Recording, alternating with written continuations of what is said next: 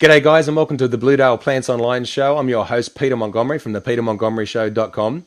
Bluedale Plants Online is an online nursery that offers no fuss, functional plants delivered straight to your door in top condition. So what have you got for us this week, Craig? Thanks, Peter. This week I want to feature a Dianella cultivar called Little Jess. Now, Dianellas have been a favourite native grass for many, many years among many people. In recent years, there have been a lot of cultivars of Dianella that have come onto the market, and many of them haven't worked real well in the home garden.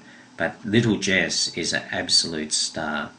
Beautiful plant, it's evergreen, beautiful lime green foliage. But what's really great about Little Jess is that it gets these beautiful purple star-shaped flowers in spring and early summer that are held way above the foliage of the plant and make it a stunning feature. Okay, so how can people use Little Jess, and also, kind of what are the best environments, or how does it work in the different environments? Little Jess is again a plant that can be used in a wide range of areas. We do recommend that it's for gardens closer to the coast. If you're an inland gardener where you may get frost, you may have to select a fairly frost-free location, or either that or protect it from frost in the middle of winter, because it will get some frost burn on it. But on the coast, it's an absolute stunner. The Little Jess can grow in heavier soils, that are clay loam soils, through to loamy soils.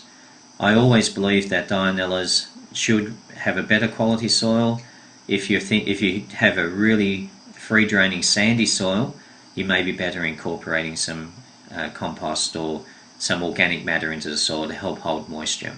One of the things with Dianella, although they're very drought tolerant, if we get extreme heat, they can suffer a little bit, particularly in free draining soils that don't hold any moisture at all.